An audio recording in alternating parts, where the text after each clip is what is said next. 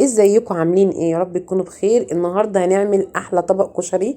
طبعا الكشري المصري ما يعلاش عليه، كلنا بنعشقه، حتى الاجانب يجوا من بره عشان ياكلوا طبق الكشري بتاعنا. طبعا النهارده انا هعمل لكم الطبق ده بطريقه جديده وعلى طريقه ماما. طبعا ماما الله يديها الصحه بتعمل احلى كشري صراحه. فتعالوا نشوف المكونات بتتكلم بتقول ايه وتعالوا يلا بينا. اول حاجه نسمي الله طبعا، وهنحط ميه مغليه على النار، ونحط معلقه زيت كبيره ومعلقه ملح كبيره. طبعا عشان احنا نعمل كميه ايه كويسه، يعني قولوا كيلو وربع كيلو مكرونه كده. اول حاجه هننزل المكرونه الاقلام، عشان الاقلام طبعا بتاخد سوا شويه، وهننزل المكرونه كل حاجه بالتدريج. يعني الاقلام الاول، وهنقلبها تقلبتين، هنسيبها دقيقه واحده واقل من دقيقه كمان، وهننزل المكرونه الاسباجيتي وهنقلبها برضو تقلبتين كده. وطبعا الحلة التانية دي انا عاملة فيها الحمص، طبعا نقعاه من بالليل لحد تاني يوم الصبح لحد الظهرية كده. وتحطي مية عادي، وبعد كده تحطي الحمص، وتحطي ايه فص توم وشوية كمون وشوية ملح. وطبعا انا ايدي دايما على طول في المكرونة عشان ما تعجنش معايا. والناحية التانية كنت نقع العدس بجبة ربع ساعة بس، يعني ايه ياخد راحته كده في المية، وطبعا عشان يبقى ايه نظيف. ورحت حاطه عليه معلقه ملح، وطبعا حاطه الميه برضو مش حاطاها سخنه ولا حاجه، حاطه ميه عادي، وحاطه العدس بجبه، وحاطه شويه ملح وشويه كمون وشويه كزبره وفص توم برضو معاها. وسيبيها على نار بقى عادي، نار عاديه مش نار واطيه، ويستوي طبعا ايه بس ما يكونش مهري. وهنا انا حطيت المكرونه سباكيتي وقلبتها تقلبتين، ورحت حاطه عليها المكرونه الصغيره. طبعا انا عامله اقلام وسباكيتي واللي هي الصغيره بتاعه التحمير. وطبعا حسيت ان المكرونه يعني ماسكه شويه، رحت حاطه معلقه زيت كمان. سايبه بقى طبعا المكرونه مع نفسها كده لحد ما تستوي، عشان احنا عملنا الحركه دي لان المكرونه، بصوا المكرونه الصغيره هي طبعا للاسف اتقطع مني الفيديو. حطيتها بالتدريج عشان الحاجه تستوي براحتها. بصوا هي شكلها عامل هنا ازاي، كل حاجه مستويه ومش معجنه ما شاء الله. ما خدتش 10 دقايق على النار. وقطعت البصل بقى جوليان، وشويه زيت حلوين كده في الحله اللي هتعملي فيها الصلصه. ونزلت عليها بالبصل، ما حطيتش طبعا لا دقيق ولا ملح ولا اي حاجه. سيبيه اصلا البصل الابيض لما بيتحمر بيقرمش معاكي. وهنا بعد ما اتحمر معايا وشكله بقى ذهبي وحلو، رحت ايه لما كله من حله، ورحت ايه مصفياه وحطاه في طبق إيه خارجي. عايزه اقول لكم الكشري ده طعمه حلو قوي. يا رب اللي يعجبه الفيديو يديني لايك الجميل والاشتراك الحلو، ويسيب لي تعليق حلو ومميز زيكم كده. وتعليقاتكم بتفرحني.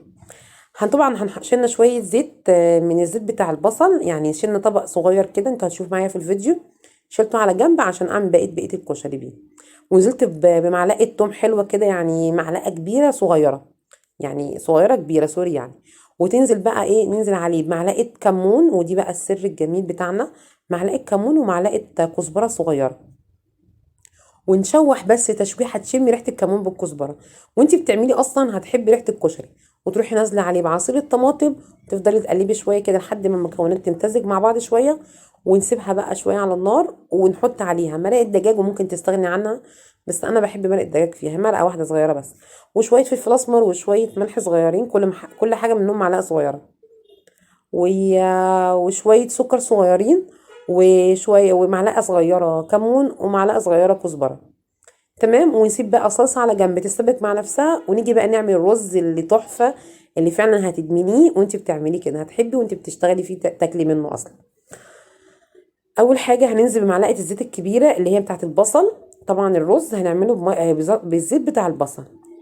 وننزل عليها بمعلقة سمنة بلدي، لو عندك بلدي بلدي طبعا هتبقى ايه هتبقى احسن وطعمه حلو. لو ما عندكش مش متوفر مش مشكلة، هنحط اي سمنة عندنا مع معلقة الزيت بتاعت البصل.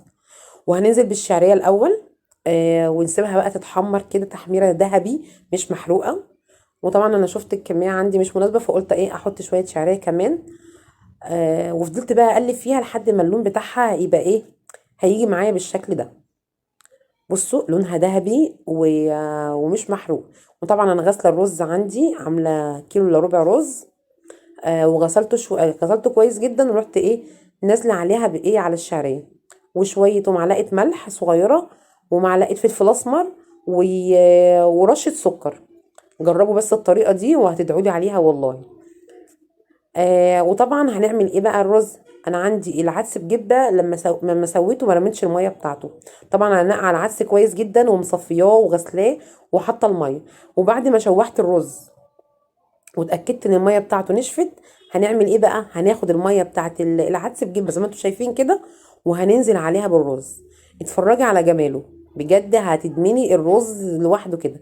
وهننزل بمعلقتين كبار عدس بجبه عليه. تمام.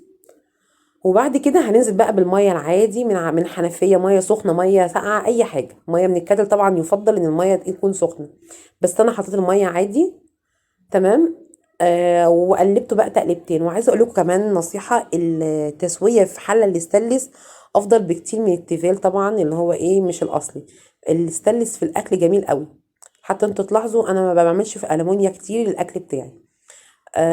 الاستانلس طبعا افيد وصحي كويس جدا لينا يعني في الاكل.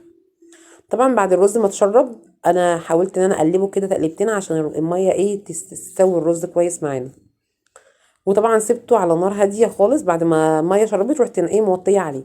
هنا الدقه بتاعتنا، جبت صلصه عاديه سوري، من الخلاط، ورحت نازله عليها في الحله، وملح وفلفل وشويه كمون وشويه كزبره، وطبعا معلقه الشطه الكبيره بتاعتنا. انا ما حطيتش عليها خل. جربوا بس الدقه دي وادعوا لي عليها ان شاء الله تدعوا لي عليها. وهنا الرز خلاص اتشرب معانا اهو، ووطيت عليه النار وسبته بقى يستوي ايه على نار هاديه كده ومع نفسه. تمام. والدقه بتاعتنا اهي، وحطيت عليها معلقه شطه كبيره. وبعد يعني اول ما تغلي غلوتين كده هنعصر عليها ليمونه كبيره ونطفي النار بس كده، وكانت هتبقى احلى دقه معاكي. وهنا الرز استوى معانا اهو. فين بقى اللايك الجميل والاشتراك الحلو؟ انت لحد دلوقتي لسه ما عملتيش لايك.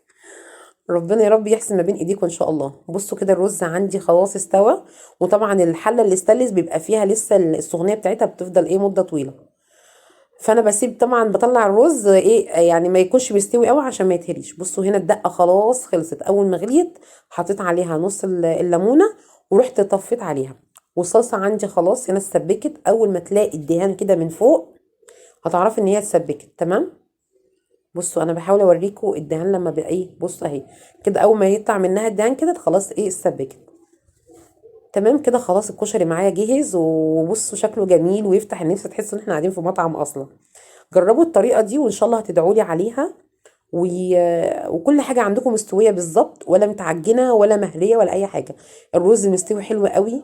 ولسه طبعا بصوا انا خلصت وحضرت الحاجه، والرز السخن زي ما هو لسه عشان حل الاستانلس بتحتفظ بالسخونه بتاعتها.